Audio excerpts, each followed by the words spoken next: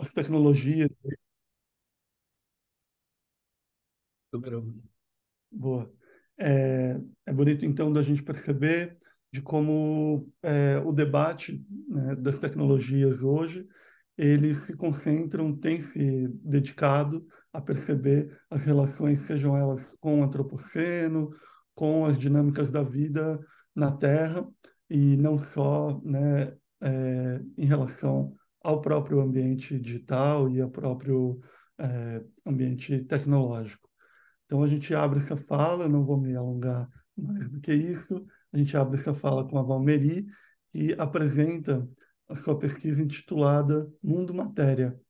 Então, Val, a palavra está contigo, a gente vai falar, tem apresentações que estão entre 15, no máximo 20 minutos, e, e depois um espaço para uma conversa no final. Então, no total, a gente tem, então, 1h30 desse encontro. É um bom encontro para a gente.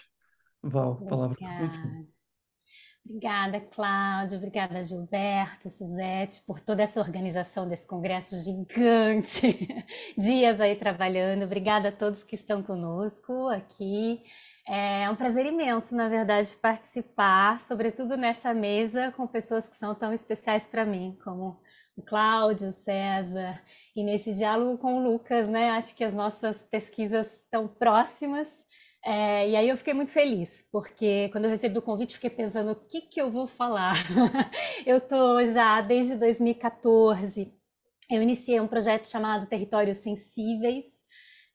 Esse projeto nasce quando eu ainda era professora da Federal do Ceará, então ele nasce lá em terras cearenses, né? E vai ganhando corpo, dinâmica ao longo dos anos. É, e hoje eu vou apresentar dois projetos. Hoje eu chamo Territórios de Plataforma. Ele é uma plataforma que abriga vários projetos. Todos esses projetos estão discutindo as questões de arte antropoceno, estão discutindo as mudanças climáticas, sobretudo, que é o nosso foco, mas com foco na vida das pessoas e das comunidades, sobretudo de comunidades tradicionais, que vivem nessas zonas de sacrifício, né, como a Naomi Klein vai nomear. Então, essas zonas que são áreas totalmente exploradas e devastadas por empresas ou por grandes companhias, né, grandes empresas, sobretudo multinacionais, de exploração natural, né? Ou do que nós chamamos de natureza. Bom, e aí eu vou apresentar hoje dois projetos desenvolvidos na plataforma, um chamado Baía de Guanabara, é um projeto que continua em curso, eu acho que ele nunca vai acabar, ele começou em 2018, quando eu chego no Rio de Janeiro, e ele continua, né, até hoje. E um projeto que eu fiz no sul do Brasil, né? Aqui na Baía de Guanabara nós temos as grandes questões, ou no Rio de Janeiro, de uma maneira geral, da exploração do petróleo, e lá em Santa Catarina, as relações com os rejeitos, né, deixados pela extração de minério de carvão. Então são dois trabalhos que eu vou apresentar algumas imagens para a gente entrar numa discussão que eu gostaria de propor e que eu acho que vai atravessar toda essa mesa, então eu vou lançar logo no começo e eu tenho certeza que ela vai reverberar. Eu vou compartilhar aqui a minha tela, deixa eu só ver. Faz tanto tempo que eu não uso mais o...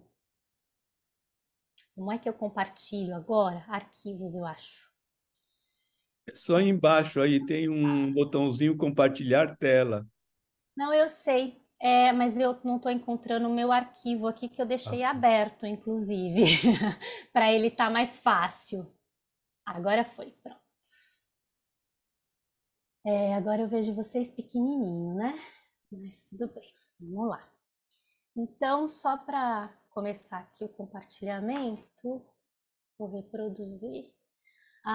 Bom, para começar a minha apresentação, eu queria dizer que, embora o projeto se chama Territórios Sensíveis, eu decidi nomear essa apresentação de hoje de Mundo Matéria arte em tempo de crise, para a gente pensar sobre essas relações, os papéis da arte, da tecnologia, das ciências, diante do contexto, né, de crise, ou de crises no plural, que nós estamos vivendo no mundo. Mas esse título é um pouco uma homenagem que eu fiz a um projeto iniciado, uma plataforma iniciada em 2013, chamada Old of the Matter, que é um projeto que é composto por vários artistas visuais e teóricos, né, que realizam projetos de longa duração, assim como Territórios Sensíveis, sobre o que eles chamam de geografias materiais. Depois, se alguém tiver um pouquinho de curiosidade e der tempo, eu posso compartilhar um pouco desse projeto com vocês, eu não vou passar ele aqui. Esse grupo, entre os artistas e teóricos que estão nesse grupo, está o Paulo Tavares, e tem uma grande parte da pesquisa desenvolvida tanto em Minas Gerais, com as explorações de minério, quanto na Amazônia. A Amazônia hoje é um foco de pesquisa para mim também, eu não vou falar desse trabalho aqui ainda, ele está começando. Estou trabalhando com comunidades indígenas amazônicas que vivem à beira do rio do Baixo Tapajós, mas eu vou me deter a trabalhos que eu já venho realizando há um tempo, né? Mas então esse Mundo Matéria é, na verdade, uma homenagem, e de repente no trabalho escrito eu consigo desenvolver um pouco mais. Bom, então eu inicio Territórios Sensíveis em 2014, trabalhando com comunidades pesqueiras lá no Ceará, e nesse momento eu também mergulho nos estudos do Antropoceno, participo, né, de alguns fóruns, sobretudo do Anthropocene Campus, realizado pelo Max Planck Institute, lá em Berlim, e começo as discussões em torno de arte antropoceno, com a grande questão: qual é o papel da arte? Quais são as questões hoje que nós artistas, nós pesquisadores em artes, né, artistas pesquisadores, estamos colocando em pauta, estamos trazendo mesmo, não só para o âmbito do meio artístico, ou seja, para as galerias, museus. Hoje nós temos inúmeras exposições e obras tratando disso, mas sobretudo como é que nós estamos, e aí a grande questão para mim, pessoalmente, no meu trabalho, sobretudo como nós estamos levando essas questões para as comunidades, efetivamente, que vivem nessas áreas, nessas zonas de sacrifício, e que têm as suas vidas completamente impactadas pelas mudanças climáticas, ou seja, os modos de vida dessas comunidades tradicionais estão tendo que mudar diante desses impactos. E como elas lidam com tudo isso, né? Esse é o foco do Territórios. Para a realização do Territórios Sensíveis, eu sempre convido artistas, dependendo do projeto, cientistas, mas o foco da nossa ação é sempre trabalhar com as comunidades locais. Ele está aí dentro do campo das artes, que a gente vai chamar de arte socialmente engajada. Eu digo que é um projeto de arte social e ambientalmente engajada. Para mim é muito importante, esse é o nosso foco de pesquisa, é discutir meio ambiente, né? É discutir natureza, é discutir todas essas relações, sobretudo extrativistas, né? E ainda baseadas muito na colonização, como nós temos no Brasil e na América Latina. Bom, então inicio aqui, esse é o projeto Territórios Sensíveis Baía de Guanabara. Vou falar um pouquinho sobre como ele nasce. Ele nasce no começo de 2016 ainda, quando eu chego aqui no Rio, no momento das Olimpíadas. O primeiro foco de trabalho era realmente discutir as questões do lixo flutuante e como nós, artistas, íamos lidar com essas discussões. Nesse momento eu ganho um fundo, né, do Prince Claus Fund e do Instituto Goethe, lá da Alemanha, o Prince Claus Fund da Holanda, e começo a desenvolver, convido um grupo de artistas, César, vai aparecer uma fotinho dele já, porque ele estava entre os artistas e colaboradores, Guto Nóbrega, que também esteve aqui no Congresso, também participou desse projeto, é um grande parceiro aí de longa data. E no nosso mapeamento, nas nossas relações, a gente começa também a escolher quais eram as comunidades e quais eram as questões que nós íamos mergulhar profundamente aqui nesse projeto, e chegamos então nas questões da exploração do petróleo, né? Essa imagem para mim é uma imagem chave do que nós temos, ou seja, ao mesmo tempo que a Baía de Guanabara é esse grande cartão postal, né? Todas as imagens que nós vemos quando se fala de Baía de Guanabara nacional e internacionalmente, nós estamos falando desse grande cartão postal. Eu vivo à beira da Baía de Guanabara, ela está aqui exatamente atrás de mim.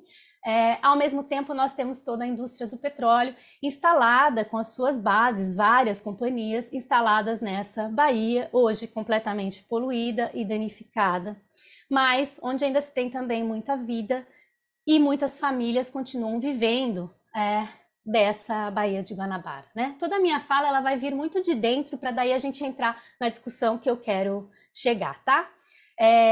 Então aqui mais algumas imagens para compartilhar com vocês um pouco de que cenário é esse que nós estamos falando, né? De onde eu vou abordar as questões efetivamente. Então, para mim, do ponto de vista das artes, dentro também da universidade, eu venho discutindo muito os conceitos de corpo poroso e de experiência e conhecimento corporificado, né? São conceitos chaves na minha pesquisa. Por que isso? Né? Eu venho do campo do cinema e da imagem, mas venho do campo do corpo, que para mim são duas tecnologias em relação. E eu sempre parto nas minhas pesquisas trabalhando com performance como pesquisa, ou seja, como é que nós criamos esse engajamento com esses territórios, e não ao contrário, como nós imaginamos esses territórios ou temos já ideias pré-concebidas e chegamos lá e instalamos projetos artísticos, o que acontece muitas vezes. Mas como é que, ao mergulhar nesses territórios, essas questões que vão ser abordadas, né, tanto do ponto de vista da arte, das práticas artísticas, essas ecologias emergentes dessas práticas também, como é que emerge efetivamente todas as questões que vão ser discutidas, a forma que elas vão ser discutidas e como a arte estabelece essas relações, ou quais são essas ecologias possíveis que emerge no campo das artes para essas discussões, que hoje eu acho extremamente importante a gente colocar em pauta nos estudos das artes. Bom, então aqui só mais um pouquinho, claro, dentro desse cenário idílico que é a Baía de Guanabara, cristalizada muitas vezes, né, no nosso imaginário pelas imagens, e aí eu vou chegar onde eu quero já com a questão das imagens, nós temos também vidas, né, e pessoas que vivem nesses lugares. E aqui, para mim, se torna muito importante. Aqui é a colônia de pescadores E10, onde nós tivemos um trabalho mais continuado, e eu continuo em contato com essa colônia. Vou abrir uma escola de artes e ambientalidades agora em agosto. Nessa colônia, nós estamos no projeto. Então, aqui alguns barcos, mas aqui para a gente ter uma ideia do mangue completamente devastado, sufocado, enfim, por N questões que estão aqui presentes, desde a poluição, desde ações governamentais também, criando estruturas para barrar o lixo, né, para que o lixo não chegue, são boias de proteção, então são estruturas que são criadas ali e que, ao invés de proteger, estão também sufocando esse mangue e matando esse mangue.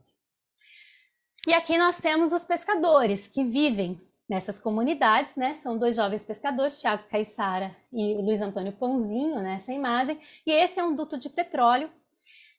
O fundo da Baía de Guanabara é todo recortado por dutos, né, de petróleo.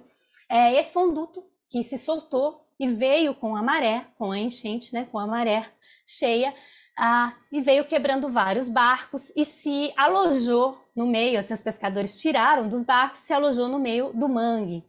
E logo que nós chegamos na colônia para começar esse trabalho, o Rui César Campos era um artista que estava conosco, acho que o Claudinho vai falar um pouquinho dele, que ele foi assistente no trabalho que ele vai apresentar hoje, e ele começou a fazer um trabalho com esse duto de petróleo, né? Aqui uma outra tecnologia bastante importante para a gente pensar, que é a tecnologia de pesca, né? Essa é aquela pesca que eles chamam de pesca de curral, onde o peixe entra e eles retiram só os peixes que eles vão, ou as espécies que realmente estão no tamanho ideal, né? São todas formas de pesca artesanal. Essa é uma tecnologia usada no fundo da Baía de Guanabara, na região de Magé, também usada muito no Ceará.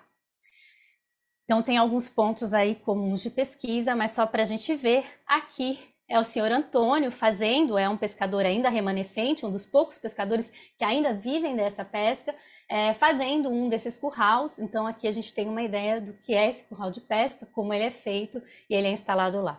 Hoje você tem uma comunidade remanescente de pescadores muito pequena vivendo dessa pesca, porque o fundo da baía está completamente assoreado, e com isso você tem um aumento da temperatura do mar, e com esse aumento da temperatura do mar as espécies não chegam ali. Então, ao mesmo tempo que você tem uma parte onde tem um mangue preservado e você tem espécies todas ainda vivendo naquele ponto, do lado você tem esse assoreamento e você não tem mais mesmo as comunidades vivendo dessa pesca.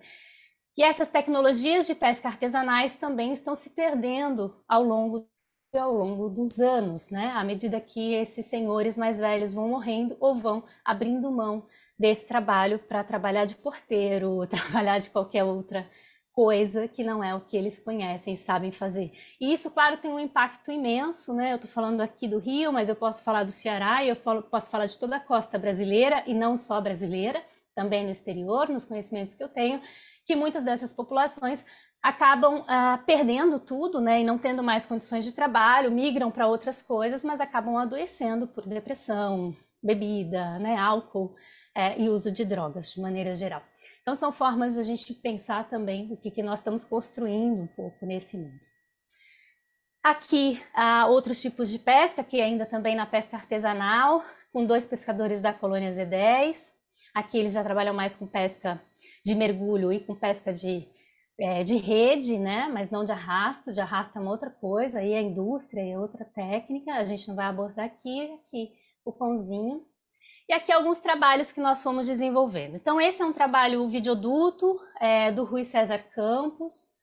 Esse trabalho foi desenvolvido desde o começo a partir desse duto, e a partir do duto, o Rui começou a colher, junto com o pãozinho, histórias de derramamentos de óleo na Baía de Guanabara, né? Então, ele faz todo um mergulho nesses derramamentos de óleo, e a partir disso ele vai apresentando essas histórias todas narradas por ele mesmo, mas a partir também da voz dos pescadores que vivem nessa colônia. Esse trabalho está exposto nessa plataforma, Take Me to the River, tem vários trabalhos desse projeto do Territórios Sensíveis exposto nessa plataforma. Eu não sei quanto tempo já falei, eu não sei se dá tempo de eu passar um pouquinho. Paulo, você tem mais uns 4 minutinhos. Só? Nossa, não, então eu vou passar nada. Aqui é um outro trabalho da Sofia Mussolini e da Marcela Cavallini com o Thiago Caissara, um trabalho com a rede feiticeira. A feiticeira é uma tecnologia de rede. Aqui César, que falei que ia mostrar, que fez um trabalho todo com a criação dessas paisagens híbridas que nós estamos vivendo. O projeto se chama Obliterações. Vou correr porque eu quero chegar no próximo, tá? Aqui um pouquinho de uma exposição que nós fizemos. Aqui um trabalho que eu fiz com as crianças, trabalhando com as questões imaginárias e depois desdobrando essa relação com o mangue em desenhos, né, que nós publicamos também está nessa plataforma do Take Me to the River. E quero chegar aqui a esse outro trabalho que se chama Inxokleng Goichu Uruçanga, isso é em português Rio Uruçanga. E esse é um trabalho que eu fiz no sul do Brasil, na cidade de Uruçanga e nos arredores, em áreas de rejeito de minério de carvão. Então, se aqui eu estava trabalhando e continuo trabalhando muito com a questão do petróleo, lá eu fui trabalhar com a comunidade local para discutir essas áreas de rejeito. E aí eu entro um pouco na questão que eu gostaria de trazer aqui para a gente conversar, bastante apoiada num termo da Susan Buck, Susan Buck Morse, que vai falar sobre as questões estéticas e anestéticas da arte, né? Por que isso? Porque muitos desses meus trabalhos, quando eu publico, e se eu publico só a imagem, sem nenhuma legenda ou sem nenhuma questão, né? E aí nós vamos entrar aqui no campo de discussão das imagens, nós vamos realmente ter imagens muito bonitas. Isso me chama muito a atenção do que nós estamos construindo também no campo das artes, né? Que formas anestéticas são essas, né? Ao invés de estéticas, ou seja, ao invés de uma sensibilização e uma discussão, que formas anestéticas nós podemos criar dentro do nosso trabalho artístico, e o que nós estamos como artistas construindo junto com uma comunidade, com a sociedade, não só na que a gente vive, mas de uma maneira mais ampla. Então essa é uma frente de discussão que para mim é cara hoje em dia, pensar essa relação da arte, pensar sim as práticas emergentes, coletivas, colaborativas e todo um conhecimento corporificado que nós temos ao trabalhar, né, por longos períodos nessas comunidades, e sempre com as comunidades, não sobre as comunidades, com os problemas e não sobre os problemas, mas, sobretudo, pensar que dentro desse seminário com vocês, e eu sei que todo mundo vai um pouquinho aqui para o campo da imagem, pensar um pouco também o que nós estamos construindo nesses campos, né? Bom, aqui nós temos então uma região que sofreu desde a década de 70, sofre com a exploração do minério de carvão. Hoje você tem lá uma área de rejeito de carvão, que eu vou chegar nela, enorme. Aqui são restos das mineradoras. Ainda existem muitas jazidas de carvão, portanto estão fazendo um mapeamento para novas explorações nessa região. Aqui as paisagens são belíssimas, vários fotógrafos fazem cursos, né? Então você tem essa imagem que eu estou mostrando aqui, retratada de várias maneiras. Quando você chega, a paisagem também é muito bonita de longe, se você não souber o que é exatamente, o que está acontecendo ali exatamente. Né? Essa é mais uma foto. Essa área é toda construída por rejeitos. Aqui vivem muitas famílias, muitas adoecidas, muitos morrendo, obviamente, de câncer, sobretudo, com pulmão petrificado. O índice de crianças de morte também infantil é alta nessa região, porque nesses rejeitos você tem as piritas em ação, e as piritas em contato com o oxigênio e com a água, ela continua tanto poluindo o ar quanto o lençol freático. Então não é à toa que nós temos o rio que corta toda a cidade e deságua no mar, em Santa Catarina, que é esse rio completamente laranja. Ele é laranja exatamente por essa oxidação que acontece. Se você deixa a pirita ali oxidando, ela vai também dar essa cor. Aqui mais uma paisagem dessas. E aqui, para a gente ter uma ideia, essa estrada é uma estrada que liga a várias comunidades que vivem ali a cerca, assim como a indústria de beneficiamento de carvão, é um caminho totalmente, uma estrada totalmente feito de rejeitos, né? O próprio nome do rio se chama Rio Carvão. Aqui esses amarelos são as piritas em ação, né? São os sulfatos, o cheiro é extremamente forte. E bom, depois que eu voltei desse trabalho no Sul, com essa pesquisa, eu fiz um trabalho lá com a população de lá, com artistas de lá, que desenvolveram várias outras coisas. Mas quando eu cheguei, eu realmente senti a necessidade de como eu ia trazer essa questão. E aí, claro, eu vou para as duas mídias que me são fáceis ou que me são próximas, que é realmente o corpo e o vídeo. Não vai dar tempo de eu passar. Esse foi um trabalho que se chama Não Se Pode Tocar, está em Nós, está no meu Vimeo e no meu site, no site do Territórios Sensíveis. Esse trabalho foi feito com patrocínio do Itaú Cultural, foi exibido pelo Itaú também. Ele depois tomou corpo como performance ao vivo. E hoje a gente vem criando uma instalação também e desenvolvendo uma instalação para discutir essas questões e como levar para um público mais amplo, para além dessa ação que nós desenvolvemos nas comunidades e com as comunidades, né? Bom, eu acho que ele rodou o vídeo. Bom, eu vou chegar aqui ao fim. Então, acho que deu meu tempo aí, né, Claudinho?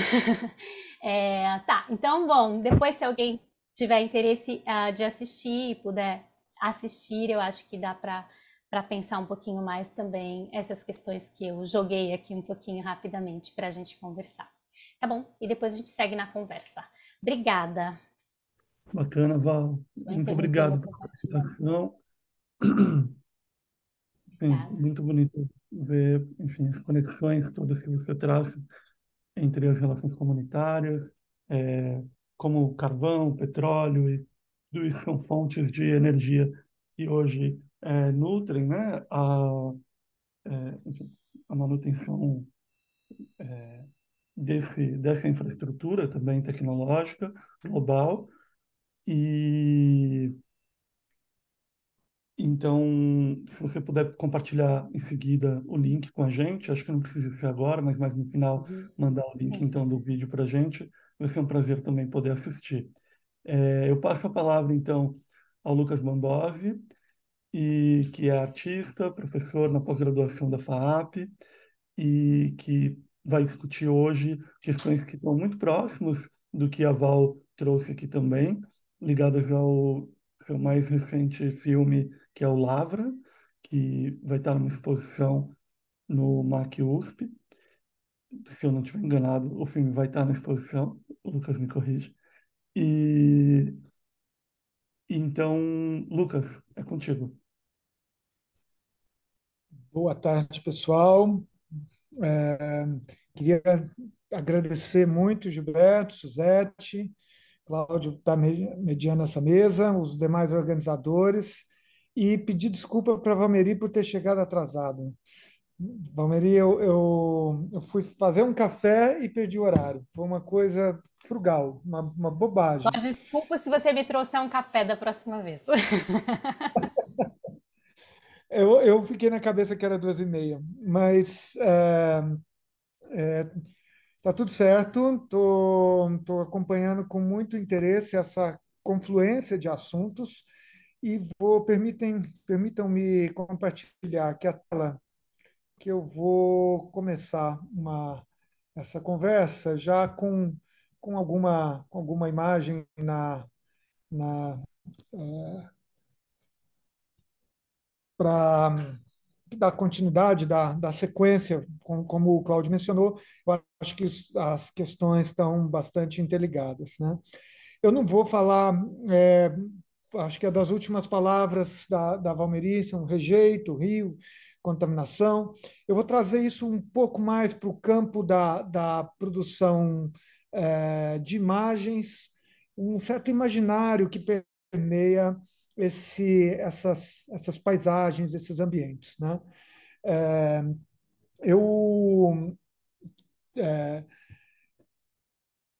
eu acho bom também esse diálogo ter o Cláudio aqui envolvido, não só na mediação, mas também a partir da apresentação dele, que eu acho que ele vai falar sobre os campos de invisibilidade, e sou eu ali dentro da exposição Campos de Invisibilidade.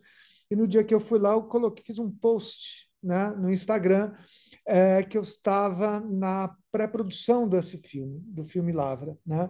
E uma pré-produção que até então era uma espécie de especulação filosófica sobre a paisagem, sobre a, as supostas montanhas verdejantes de Minas Gerais e o quanto, a partir de novas tecnologias de visão, né? É, não só as mais recentes, mas desde de helicópteros ou ultraleves. No entorno de Belo Horizonte existia uma prática de ultraleves, né? De um avião muito leve, muito pequeno, com um motor muito pequeno, que permitia um sobrevoo nas alterosas, como são chamadas as montanhas no entorno de Belo Horizonte. E essas alterosas, elas pareciam sempre verdejantes, é, até o momento que a gente começa a vê-las de cima, com Google Maps, com drones, com imagens que começam a ter também um caráter de independência com relação à geografia oficial do Estado ou da União, né, da Federação. Essa geografia informal, a partir de instrumentos de visão mais acessíveis, né? Eu estou falando até desde práticas que eu já tive bem envolvido também, como subir um balão de gás hélio com uma câmera fazendo fotografias aéreas em que se pode ter um acesso a uma certa região que até então, às vezes, num certo momento, estou falando de 2008, 9, 10, 11, 12, que algumas regiões não eram totalmente cobertas pelos satélites do Google ou satélites com quais os Google faz alguma parceria para cobrir essa imagem que se tem hoje do planeta, né? E até de outros também. Marte e Vênus, eles também produzem essa perspectiva de você poder navegar por eles. Mas essas montanhas verdejantes, eu morando, vivendo em Belo Horizonte grande parte da minha vida, não grande parte, hoje já não é a maior parte, mas numa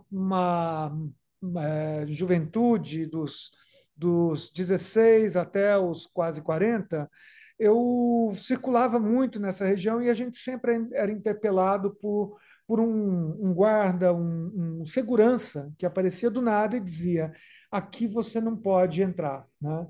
E esse aqui você não pode entrar e nem fotografar e nem sequer continuar a viagem. Era ríspido e duro, né? São guaritas das muitas mineradoras que atuam na região, né? Isso me intrigou sempre até o momento No dia 5 de que novembro de 2015, a gente Minas viu isso, emergiu né? um mar de lama tóxica. Um mar de tranquilidade, onde viviam os moradores de Paracatu de Baixo, e Bento Rodrigues se revoltou.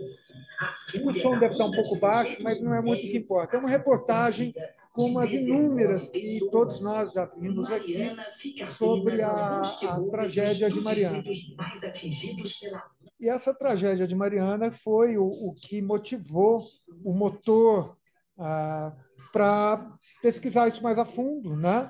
E fazer um pouco como o Cláudio fez, uma conexão entre as supostas invisibilidades das novas tecnologias, dos sistemas locativos, né, dessas máquinas de ver, e essa imensa, gigantesca estrutura que faz com que a gente tenha minérios nos nossos aparelhos mais tecnológicos, né?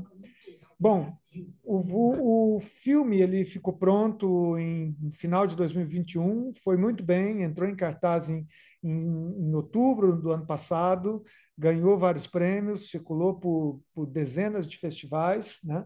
E, e é um filme, um longa-metragem, meu quarto longa-metragem, que, de alguma forma, se conecta com outros através de uma especulação sobre certos anacronismos ou certos conflitos entre a tecnologia que a gente usa e os bastidores dessas tecnologias, né? E um outro impulsionador do filme que era esse aspecto um pouco mais filosófico sobre as paisagens, é essa imagem aqui, essa imagem dicotômica, dualista, né? Mas que é também bastante dialética, né?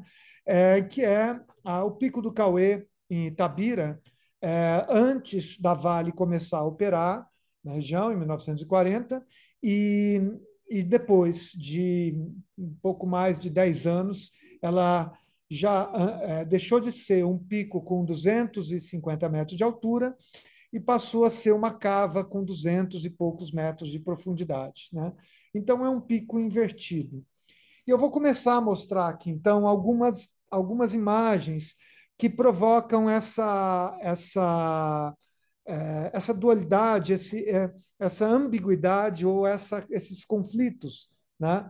que surgem no campo do desenvolvimentismo, no campo dessa discussão entre a paisagem natural, a paisagem afetada por uma danação em busca de tecnologia, em busca de uma soberania econômica, né, como foi o que motivou inicialmente a implementação da Vale no governo Getúlio Vargas, né, que era para a retirada da operação na região a Iron Ore Company, uma companhia inglesa que operava desde 1910 na região.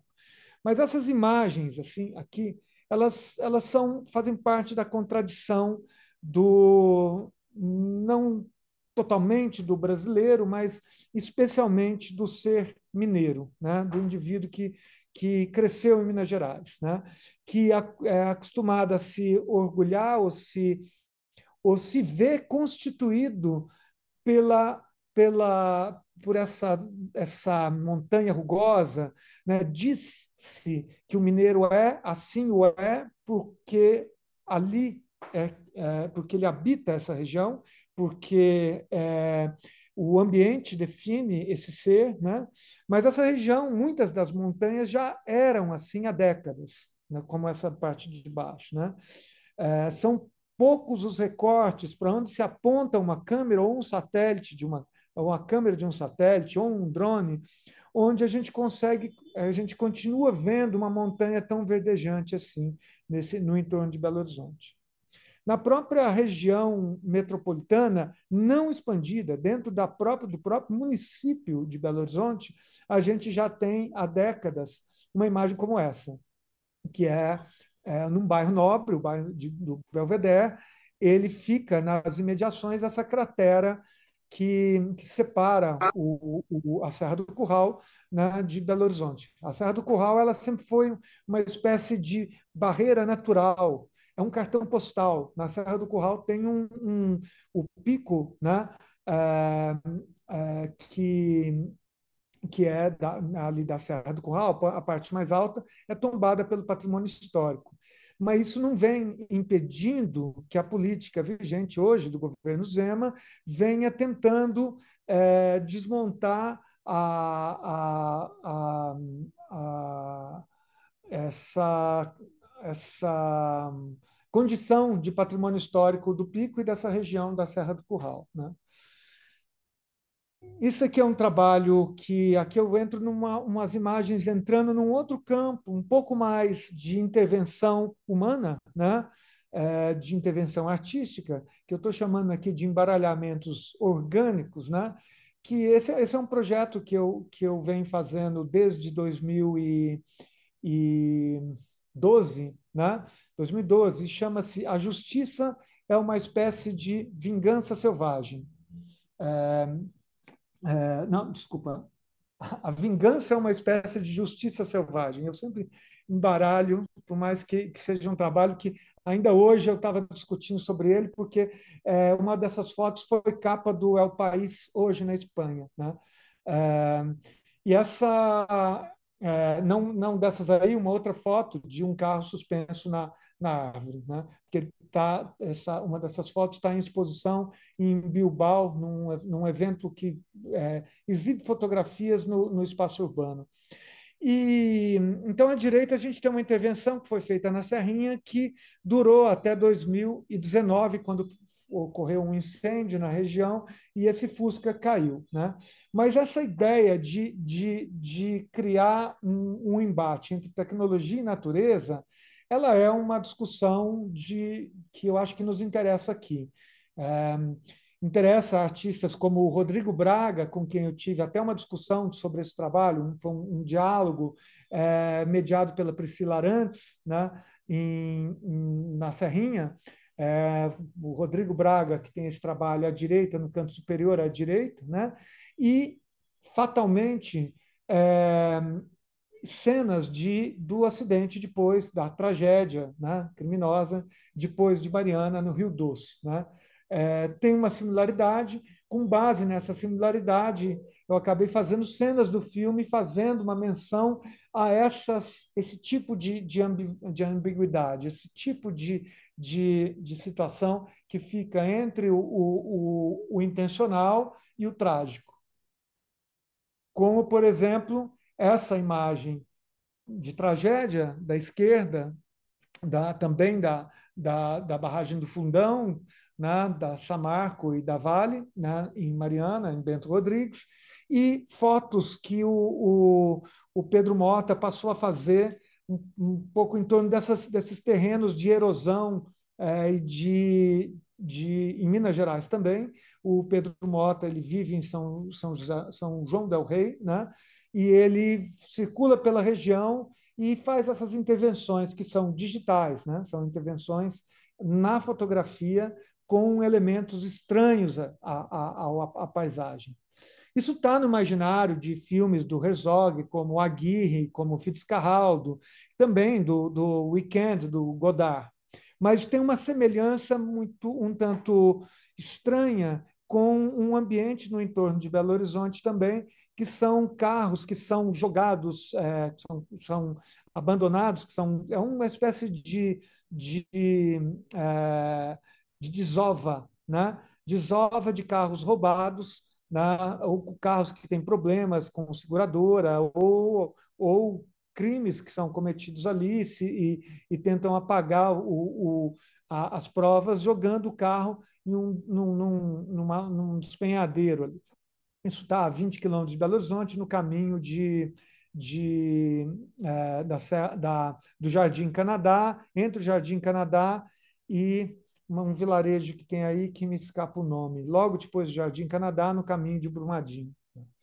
Mas essa espécie de citação, de menção a uma espécie de tragédia em torno da tecnologia, né, que a gente que tem no Weekend, por exemplo, né, ela permeia um imaginário ficcional, mas também uma espécie de campo de novas tragédias que a gente começa a ver hoje. Eu crescendo em Minas Gerais antes de morar em Belo Horizonte, estudei em escola pública em São Sebastião do Paraíso e, e aprendemos a nos orgulhar do quadrilátero ferrífero. O quadrilátero ferrífero, antes mesmo de Itabira, Itabira está aqui em cima, né? No canto superior. Itabira está tecnicamente fora do quadrilátero ferrífero. Esse aí é a delimitação do quadrilátero ferrífero, que é uma espécie de orgulho da pujança da economia brasileira. Nas aulas de OSPB e depois de geografia, nos ensinavam que é graças ao quadrilátero ferrífero que Minas Gerais ocupa uma economia de ponta no cenário econômico, nessa disputa um pouco ridícula, né, de qual estado é mais rico, qual estado tem um PIB maior e qual estado contribui para que o país seja mais ou menos rico, né? Esse quadrilátero ele é o cerne da danação dessa paisagem. Em todo esse quadrilátero, nesse entorno formado por cidades históricas e com um apelo também de ecoturismo idílico, como Congonhas, Terra do Aleijadinho, ou Mariana e Ouro Preto, cidades históricas do patrimônio histórico mundial, ou Belo Horizonte. O quadrilátero ferrífero ele invade Belo Horizonte. Ele passa por Sabará, ele envolve a Serra do Curral e toda a região metropolitana ali na região de Contagem. E vai até Barão de Cocais, Brumal, Catas Altas e quase Itabira. Itabira está mais ou menos fora. Mas hoje esse quadrilátero ele é um polígono de muitas pontas, porque ele envolve Cerro, Lagoa Santa, envolve regiões que estão se tornando conhecidas por crateras desse tipo. Isso é no Jardim Canadá. Está na área deles. Mas também não Lucas, tem nada de bloqueio. para te dar. A gente está ali Para olhando. gravar, né? Você. Aonde seria, né? Vamos já pensar para esse caso. Tem que ser Eu acho que rápido aqui mesmo, só que umas 24 ou mais. A gente estava discutindo como a gente vai gravar essa cratera. Desculpa te interromper, só para dizer que você tem mais 2 minutinhos, tá? 2, 3 Que minutinhos. isso? Eu estou num quarto dos slides. Bom, eu vou parar, a minha ideia, só para conseguir formar o conjunto do pensamento que eu queria compartilhar com vocês, é como essas imagens vêm sendo divulgadas, são imagens reais, mas elas também são divulgadas pela televisão. Anunciada de novo. Já se falava em outras vezes e outras. E como essas imagens também vêm sendo fazendo parte de um banco imenso de imagens no mundo inteiro, a partir do registro ostensivo de televisões no mundo todo, e como, por exemplo, na feitura do Lavra, eu queria muito mostrar a extensão dessa danação. do quadrilátero ferrífero.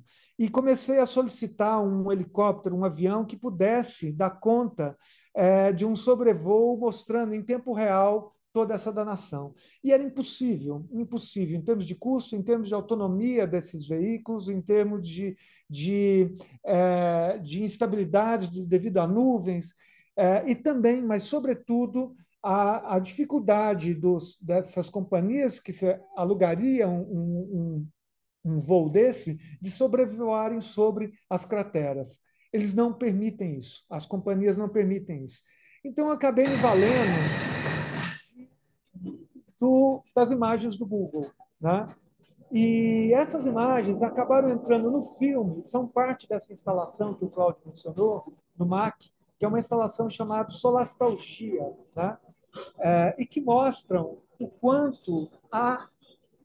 pouco de verde há entre essa conexão entre as cadeias de montanha que formam o quadrilátero ferrífero, né?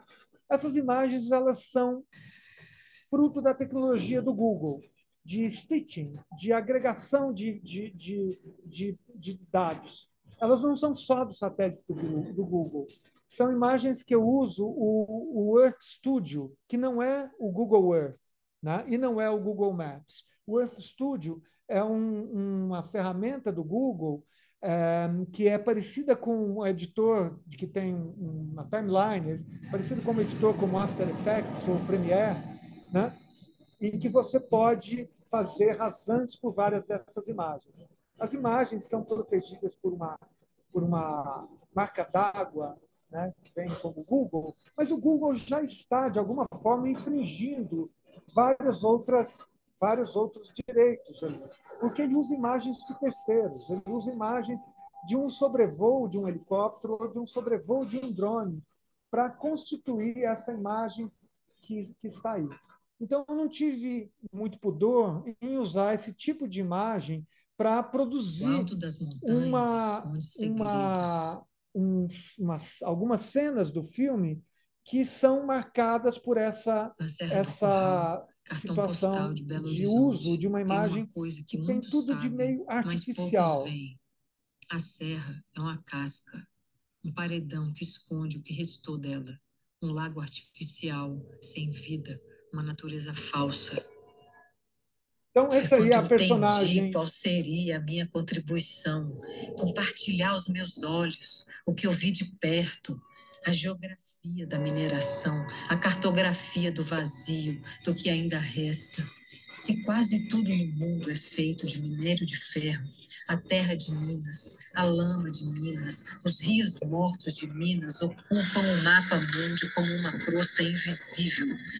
Bom, eu vou chegar aqui no final, que é onde me interessa alguma discussão, que é essa pergunta. O que essa cartografia que o Google Earth Studio permitiu, ela entrou no filme, ela foi muito discutida e ela passou a ser utilizada até por ativistas que querem ter acesso aos KMZs, que são os arquivos que apontam onde tem minerador ou não no Google Earth, para publicar isso e deixar isso público nos mapas, agora sim, no Google Earth e no Google Maps, para indicar, para apontar onde está tendo a mineração e onde ela é mais danosa. Mas vem uma outra questão aí, né? Se lá nas imagens fotográficas, às vezes, o fotojornalista, ao enquadrar a imagem, ele acaba criando uma dramatização da realidade a partir de um senso de oportunidade de estar ali porque ele tem um crachá, né? Ou a partir da montagem, ou a partir de uma fabricação de um imaginário, ou a partir da criatividade do cineasta, do videomaker, do cinegrafista. Qual a diferença disso com os meios de produção de imagens que são baseados em inteligência artificial? Esse era o ponto que eu queria chegar e eu ia começar a discussão aí. Metade dessas imagens aqui são imagens reais, mas com uma produção artística. Foi o Drummond e o Zé Miguel Wisnik que apontaram essa questão do Pico do Cauê. Eu fazendo essa intervenção na árvore, e essas imagens aqui começam a ser geradas, né,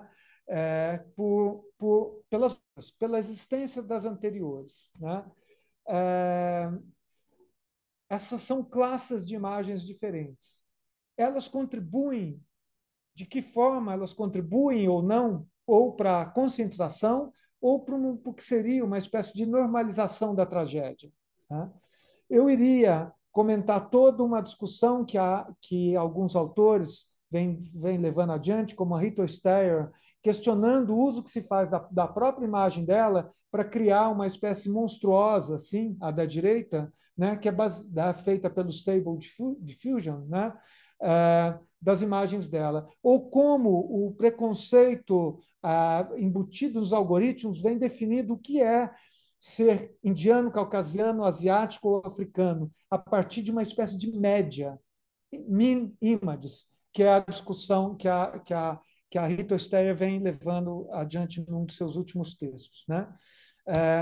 Ou como eu, quando a minha amiga querida Rochelle morreu, e eu tentei buscar outras imagens dela, e foram surgindo clones da Rochelle de uma maneira um tanto bizarra, né?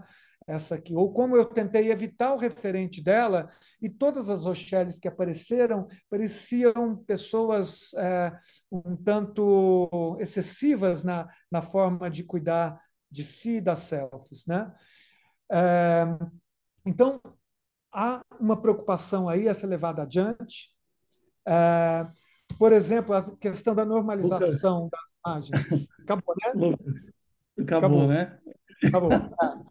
E, bom, finalizaria só com essa imagem aqui, quando a gente estava filmando Itabira, o próprio produtor do filme, do Lavra, ele comentou assim, ele que é de Itabira, ele falou assim, eu cresci, eles me falando que essas montanhas eram assim, cheias de talude, cheias de recorte, porque isso era da natureza da montanha. As montanhas, existiam montanhas que eram de um outro jeito e montanhas que eram assim. Ou seja, a normalização já existe há mais tempo na própria forma com que se relaciona com a paisagem. Bom, desculpa ter invadido aqui o tempo, tinha mais um tanto de coisa para dizer, mas que era a problematização em si do uso da inteligência artificial dentro desse campo de imagens. Obrigado, desculpa por calcular tão mal o tempo. Não, foi ótimo, Lucas. Obrigado pela tua fala. Eu acho que os problemas estão aí colocados. Foi bonito ver a costura também entre o teu trabalho e o da Val, nessa relação com o território, de intimidade também com o território e também com as imagens.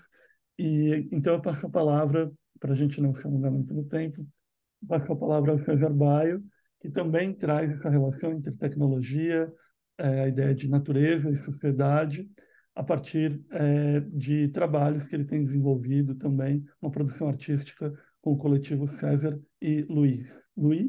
Qual a pronúncia correta, César? César é professor na Unicamp e passo a palavra para você.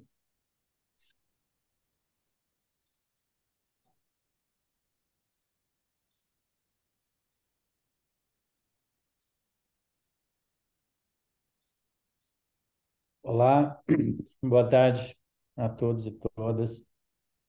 Comecei a compartilhar, espero que esteja chegando para vocês a capa de abertura aqui da apresentação. Tá tudo direitinho? Tá chegando?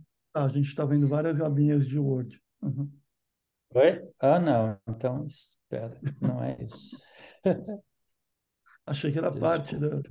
da estética da apresentação. É performance. Não, era para chegar essa... Aqui. Agora deve estar chegando a apresentação, capa da apresentação. Perfeito. Ah, legal. Bom, então, queria agradecer ao Gilberto Prado, ao Suzete Venturelli, ao Cláudio que está mediando a mesa, pela organização aí do evento. São 2 eventos na sequência, né? Não sei como é que vocês dão conta, 4 dias repletos de atividades aí. Meus cumprimentos ao Gilberto e à Suzete, então de parabéns. E estou feliz aqui de falar junto com o Lucas, com o Cláudio, com a Valmeri, e apresentar um pouco dos trabalhos que a gente tem feito junto com a artista Lucy H.G. Solomon, dentro dessa dupla César e Lois. Ao longo desses últimos anos, a gente tem feito uma série de trabalhos que eu acho que dialogam bastante com as questões aqui colocadas pela Valmeri, pelo Lucas, e que vão chegar também através da apresentação do Cláudio. Eu vou levantar algumas questões, mas claro, né, devido ao tempo, vou tentar me concentrar aqui em algumas delas para me manter dentro do tempo estabelecido. Então, a ideia hoje é apresentar alguns desses trabalhos que reposicionam um pouco dessa relação entre o que a gente chama, né, de sociedade humana, e as redes de vida, né, que são compostas por uma série de outros organismos vivos, né, de múltiplas espécies. Deixa eu começar a passar aqui, tenho alguns slides que vão mostrar alguns dos nossos trabalhos. Eu não vou comentar todos os trabalhos, mas vou usar alguns desses slides para contextualizar visualmente o que eu vou discutir ou pelo menos colocar em discussão aqui através da minha fala. Acho fundamental essas discussões que estão sendo feitas e colocadas aqui. É impressionante como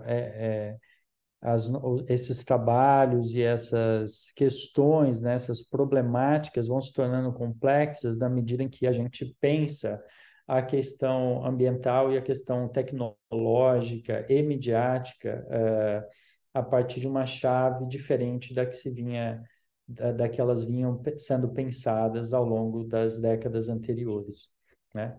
Então, principalmente nessas primeiras 2 décadas do século XXI, essas relações entre a tecnologia, a sociedade e os ecossistemas vêm se reconfigurando de maneira muito vertiginosa, tanto em termos paradigmáticos quanto em, de fato, entendimento público e políticas, ou seja, políticas públicas, seja em termos de políticas de contestação de algumas situações, que se estabelecem através dessas ou nessas relações, né? E então, se a gente pensa como é que esses sistemas tecnológicos, né, que vêm sendo desenvolvidos, eles se tornam pervasivos, se tornam, aí começando da onde o Lucas parou, né, da inteligência artificial, né, como é que a produção de dados se torna massificada, se torna disponível, praticada, produzida e processada aí numa escala que é uma escala que a gente não consegue dar conta, nem sequer imaginar em termos de números, né? Por exemplo, a quantidade de fotos tiradas por dia, né? A gente já perdeu essa conta há muito tempo. De dados que trafegam nas redes ou que estão disponíveis ou sendo produzidos, né, através da vida, né, do cotidiano, da numeralização aí das relações, dos afetos, e como essa análise desses dados passa a poder ser feita somente por sistemas de inteligência artificial que têm um poderio de análise e de predição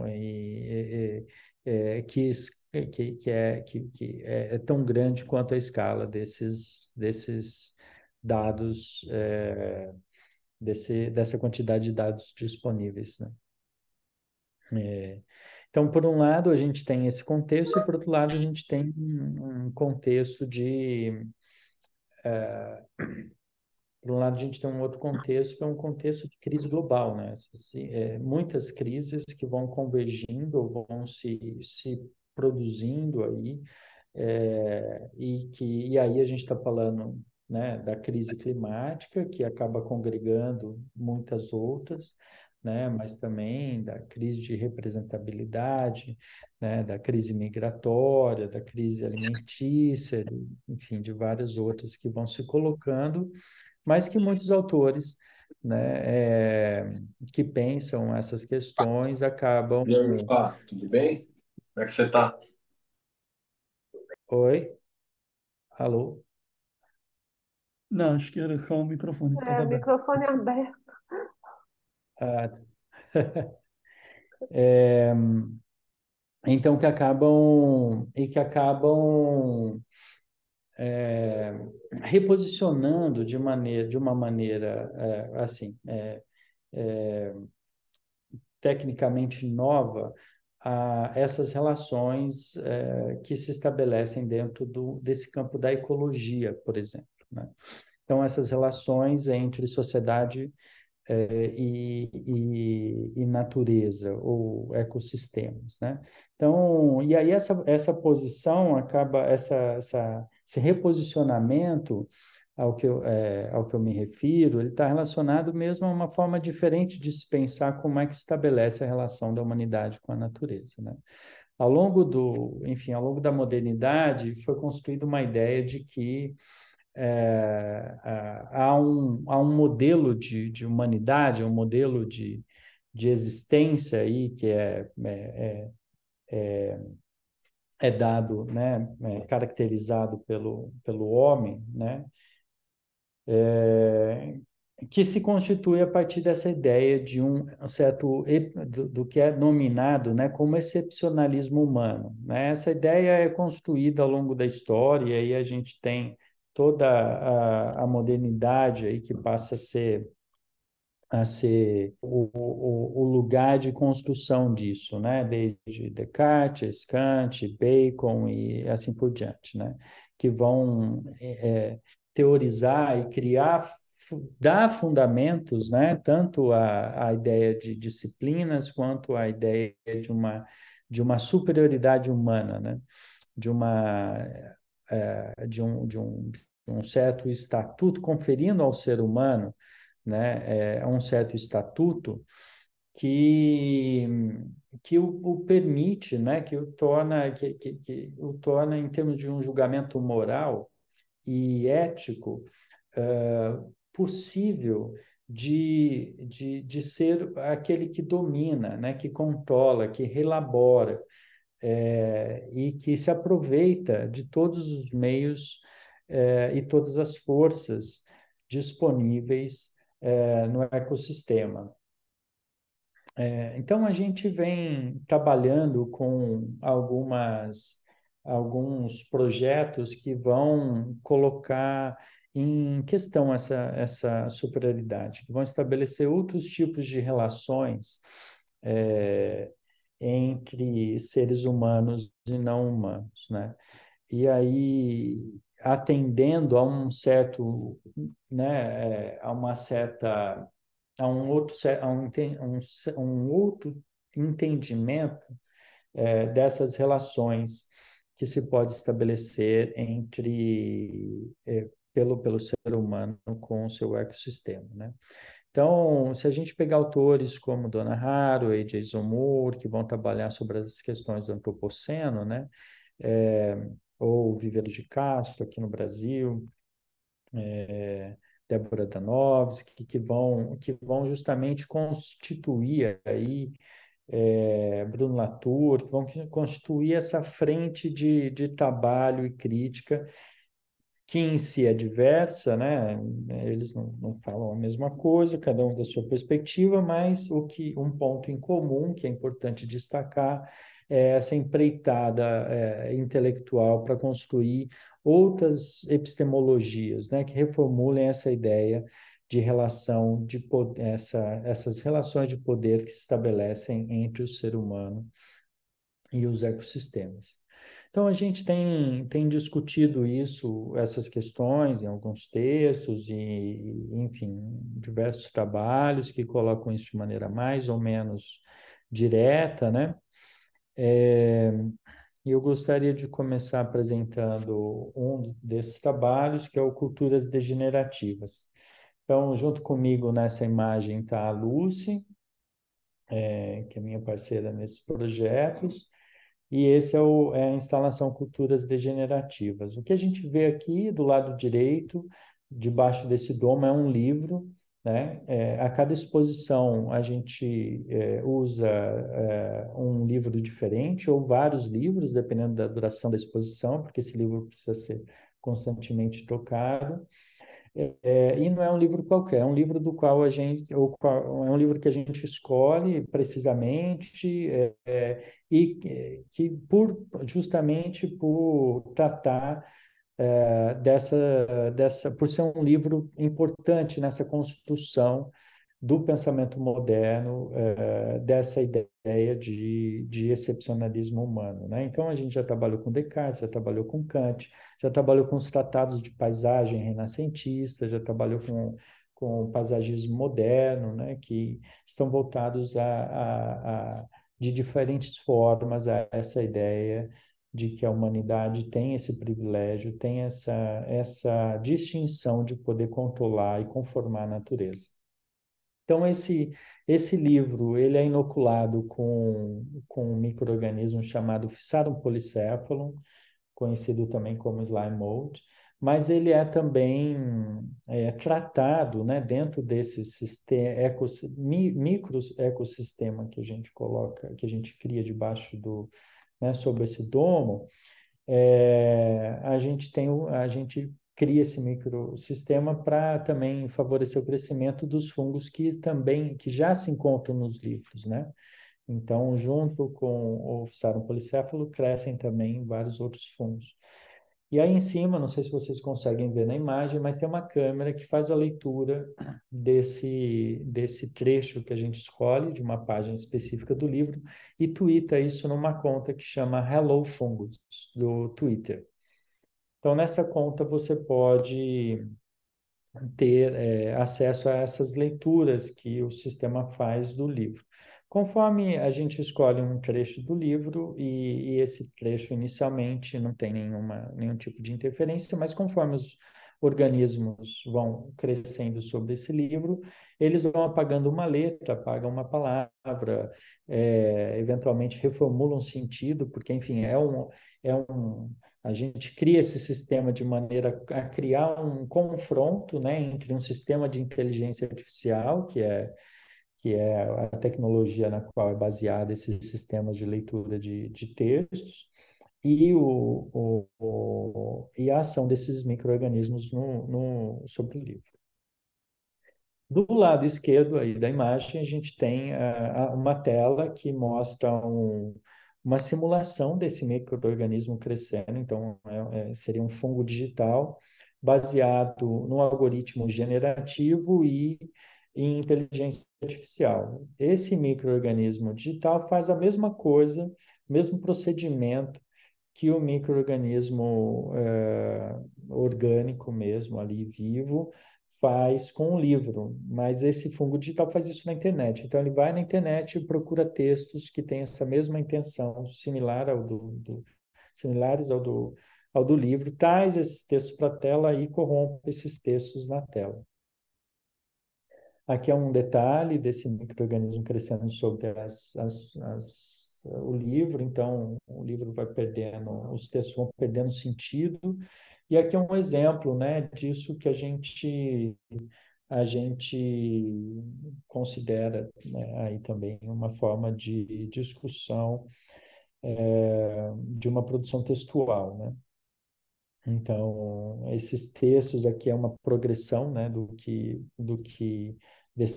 então a primeira linha mostra o texto original e aí as linhas seguintes são esses textos perdendo sentido e o resultado também desse esforço da inteligência artificial de dar sentido a uma coisa que não tem um sentido, pelo menos não tem um sentido humano, né? Porque não dá para falar que essa modificação é uma modificação randômica, porque não é. Ela tem uma lógica, ela tem um sentido que é próprio ao micro-organismo. Isso tem a ver com a maneira como o micro-organismo cresce, como ele se desenvolve, como é que ele faz a procura dele por comida. E como é que ele passa recursos de um lado para o outro, né? Então, aqui a gente está tentando colocar em confronto essa lógica de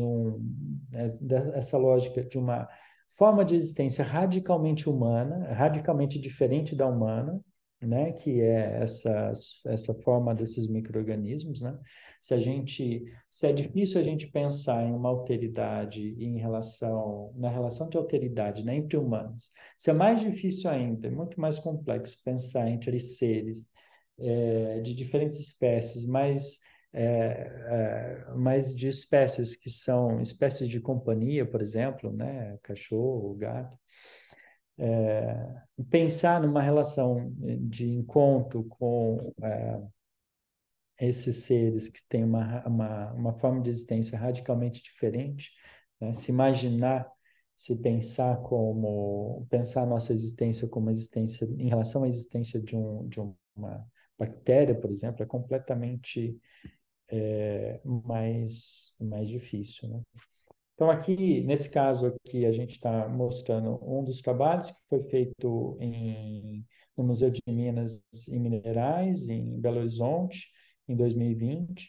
E aqui, nesse caso, a gente poderia talvez ter trabalhado com a Serra do Curral, né? Mas a gente optou por trabalhar com a Floresta Amazônica. Foi esse o ano daquela queimada histórica, né? Que fez a fumaça chegar aqui no estado de São Paulo, e a gente trabalhou com a floresta amazônica. E aqui é o resultado do processamento do fungo digital. Então, a gente vem buscando maneiras diferentes de criar um sistema de interação entre as nossas tecnologias, sistemas humanos sociais e, e de alguma maneira, esses micro-organismos. A gente passou a estudar interfaces que permitissem esse tipo de interação, né? E para um trabalho que a gente realizou ano passado na Bienal do Mercosul, um trabalho chamado Insurreição Micorrízica, a gente utilizou um sistema de sensores que consegue captar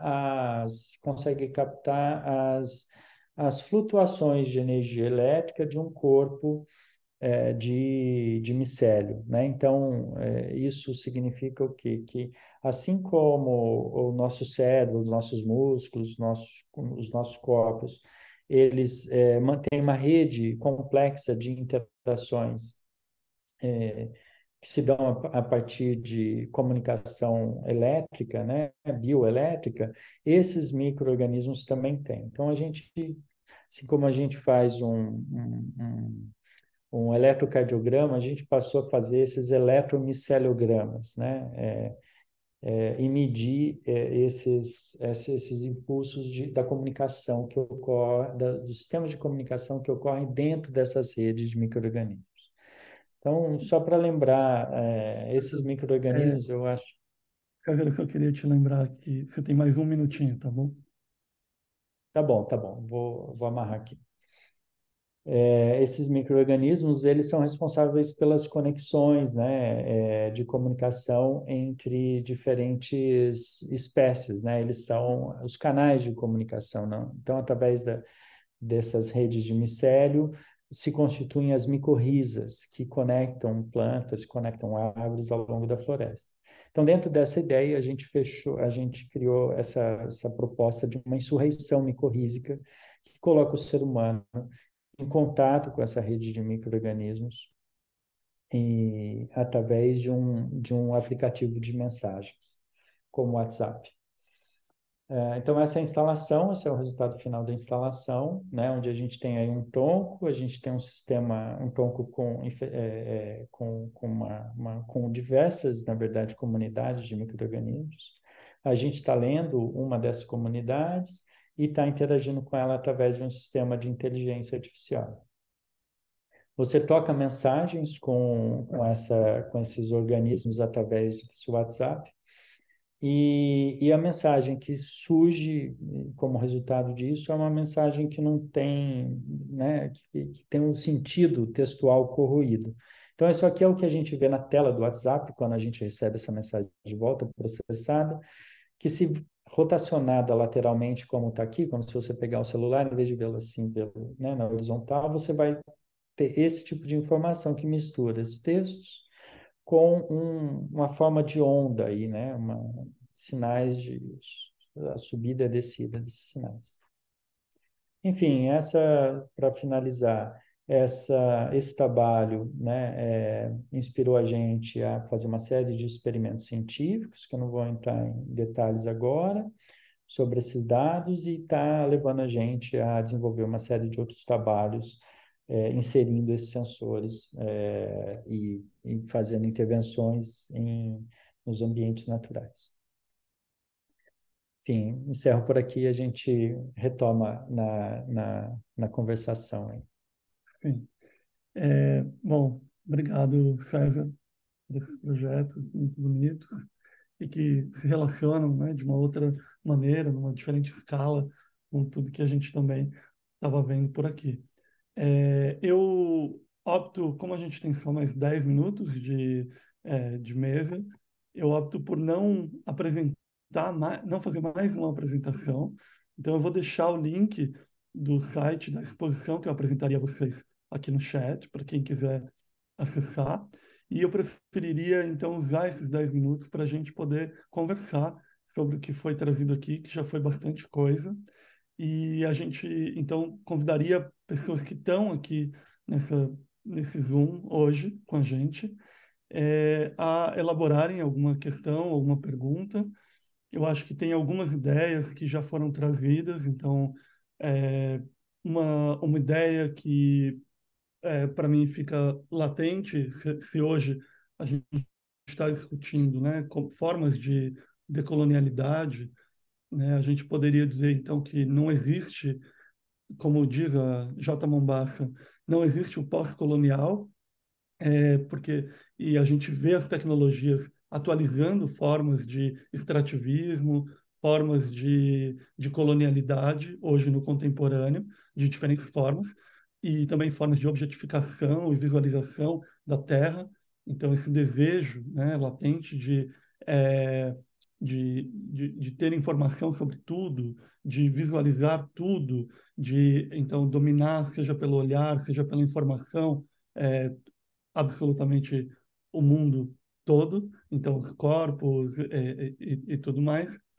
E, é, e também, enfim, ideias que eu acho que ficam muito latentes nesses três projetos, que é uma ideia de envolvimento e de implicação, seja com as questões da terra, com os povos ou com os fungos, mas de um tipo de envolvimento, então, que seria uma espécie de contrário a uma ideia de desenvolvimento, tão associada normalmente às tecnologias. É, e então eu abro essa conversa primeiro para ver se existem algumas reverberações e ideias que as pessoas aqui presentes gostariam de trazer aos palestrantes e é, e aí, senão, a gente segue assim numa conversa também mais. Então, o microfone está aberto, quem quiser pode usar esse espaço.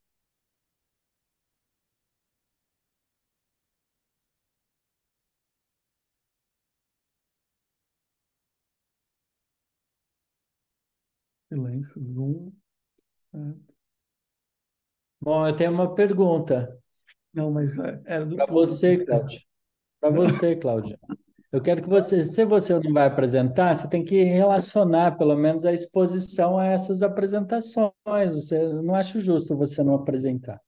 Né? Eu acho que você pode falar e, pelo menos brevemente, criar conexões aí, porque o, a exposição é uma exposição importante, sua fala é importante. Sim, eu coloquei aí no chat o link para a exposição, então é campusdeinvisibilidade.org. Essa exposição, então, ela discutia esse caráter, né, do que, dentro desse regime de imagens, de visualidades, de interfaces que a gente tem hoje, de que maneira o, o que é que está fora, né, o que é que sustenta, então, todo esse regime de interfaces e circulação de informações. Então, essa noção entre tecnologia e infraestrutura, e essa infraestrutura ligada à terra e ao território, e às dinâmicas de vida na terra e no território. Então, a gente poderia falar do consumo de água para refrigeração de servidores, e como às vezes parece que a gente está usando, ou da ideia de nuvem como algo, como uma abstração introduzida por pessoas como Steve Jobs, e qual seria então esse peso da nuvem que a gente poderia discutir em termos é, de todo o lixo eletrônico que é jogado na costa oeste africana, em uma cidade, um local específico chamado Agbogbloshie, e que a gente e como esse lixo eletrônico é processado por essas comunidades que acessam esse lixo, então hackeando esses HDs e essa então, fazendo um trabalho de mineração também reversa dentro desses aparelhos eletrônicos, extraindo os minerais que foram usados neles, mas também hackeando contas bancárias a partir do acesso a esses HDs e a essa informação, e também uma prática de liberação, de libertação, que é feita por práticas rituais ligadas ao território, uma prática voodoo. Então, é uma combinação entre uma prática hacker com uma prática voodoo e com uma relação com a terra e o lixo eletrônico global. Então, essas dinâmicas me interessam e acho que estão aqui, foram colocadas também por vocês. E um último exemplo, é, que também acho que tem a ver com isso, que é do caso quando tentaram transformar o Pico do Jaraguá num parque, e o Pico do Jaraguá tem uma antena que é da CPTM e da Rede Globo, e o Pico do Jaraguá, em São Paulo, que a gente sabe que é Guarani. Então, o povo Guarani ameaçou derrubar a torre, desligaram as torres de telecomunicações, que paralisaria, então, televisão, transporte público e tudo isso. Então, a gente vê uma intersecção muito forte entre questões ligadas à terra, às telecomunicações e a essa infraestrutura e a vida de povos, como os povos indígenas no Pico do Jaraguá, o povo Guarani. Então, essas relações, esses, essas conexões é o que tem me interessado e é o que você vai poder ver também em alguns dos trabalhos que estão nesse link que eu compartilhei do Campus de Invisibilidade. E aí, enfim, novamente, eu convido vocês a elaborarem pelo menos alguma pergunta para que não saia daqui sem uma escuta de quem veio hoje assistir esse encontro.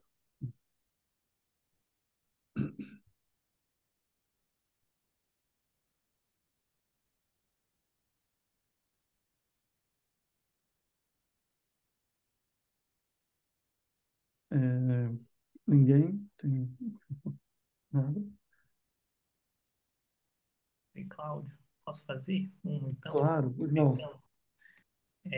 Gostaria de parabenizar todo mundo, foi muito interessante todas as pesquisas e também entender esse elo das três pesquisas, né? Eu fiquei muito interessado na fala da Valmir com do Lucas a Valmeri começa falando sobre as zonas de sacrifício. E logo em seguida, o Bambosi vai falar sobre as cidades mineiras que também estabelecem essas zonas de sacrifícios através das zonas de autossalvamento das mineradoras. Eu queria ver se vocês podem discorrer um pouquinho mais sobre uma certa também inversão de como esse pensamento ambiental, né, de proteção ambiental, ele invade as próprias cidades. Porque em Minas, né, principalmente nas cidades que são atingidas pelas mineradoras, esse avanço exploratório por exemplo, da Vale ou de outras exploradoras, eles cessam a ida até o ambiente e passa a ir até a cidade. Então, ocorre uma desvalorização da própria terra da cidade e a própria empresa compra essas zonas, né, que são de risco, zonas de risco, e depois integram no seu território. Se vocês pudessem falar um pouquinho disso.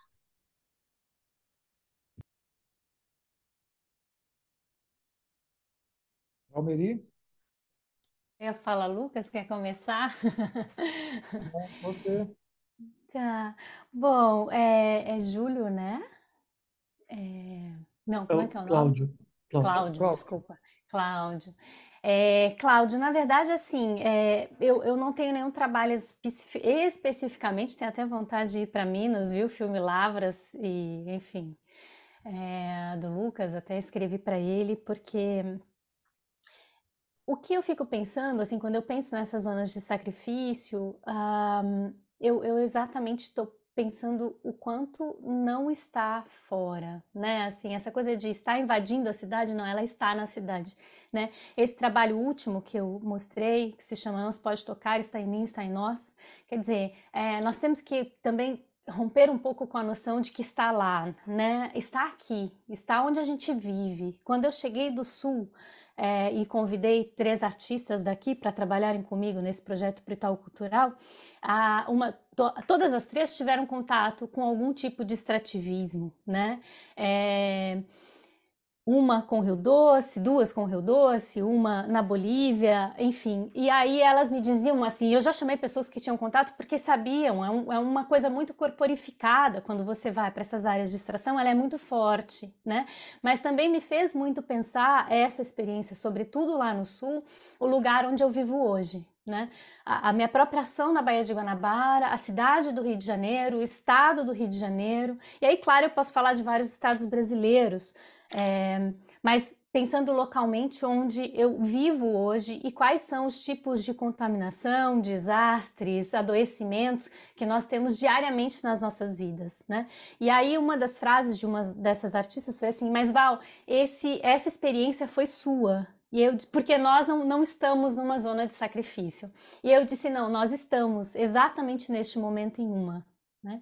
Nós temos que pensar que é claro que a gente tem uma definição do que é essa zona de sacrifício, mas quando nós pensamos isso nas cidades brasileiras, e eu diria nas cidades latino-americanas, que são de interesse do capital, porque são cidades ou regiões extremamente ricas ou de facilidades de transporte, como é também na Amazônia, né? A gente fala muito do extrativismo na Amazônia, mas os rios amazônicos são utilizados também para o caminho, né, do que se é extraído, não só na Amazônia, né? Por exemplo, o trabalho que eu estou fazendo no Baixo Tapajós, você vê muita madeira, mas você vê a Cargill na beira do porto de Santarém, né, tomando a cidade ali, com soja. A soja não é produzida ali, né? Então, quando nós estamos falando disso, acho que não dá para falar mais a extração está ali e vem para a cidade. Tudo está completamente global o que a gente está vivendo e nós estamos em terra e em solo, né, totalmente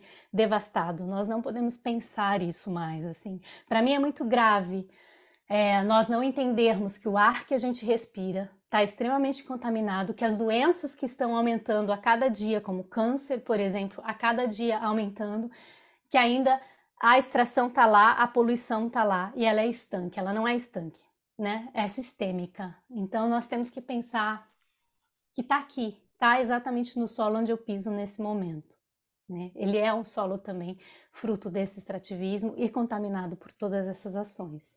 Acho que eu diria isso para a gente trazer aqui um pouquinho, Lucas.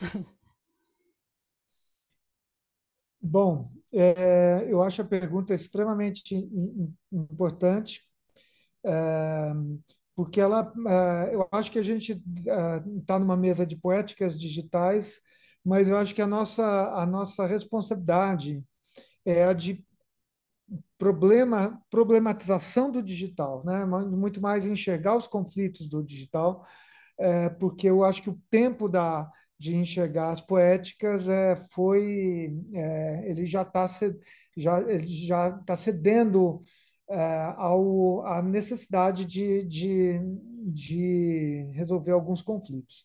Mas a questão menciona essa espécie de uma coisa que me bate como uma espécie de neoliberalismo da economia aplicado ao ambiente, neoliberalismo aplicado também a uma espécie de ecossistema que envolve o urbano, envolve as nossas responsabilidades no dia a dia.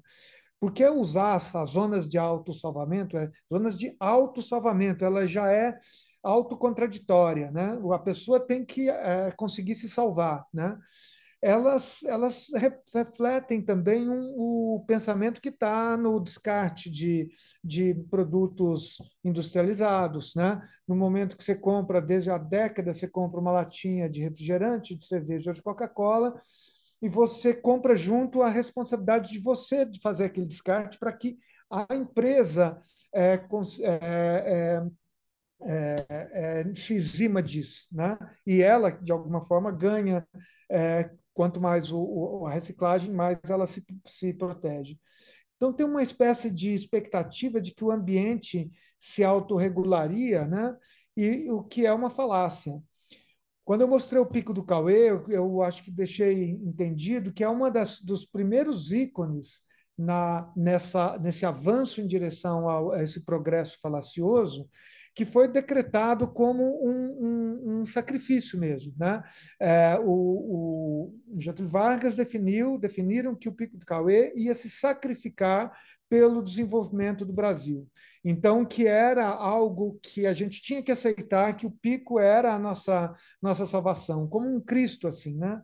Uma espécie de sacrifício ecológico, sacrifício ambiental, da paisagem, para que algo seja revertido a partir disso.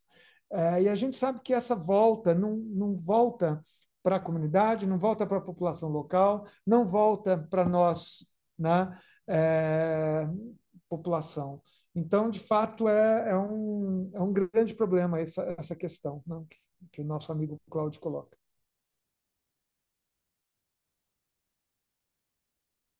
Obrigado, gente. Obrigado, Cláudio, pela pergunta. Bom, acho que a gente pode ter mais uma pergunta e aí a gente encerra. Não sei se alguém mais tem vontade de dizer alguma coisa, perguntar para alguém que falou hoje.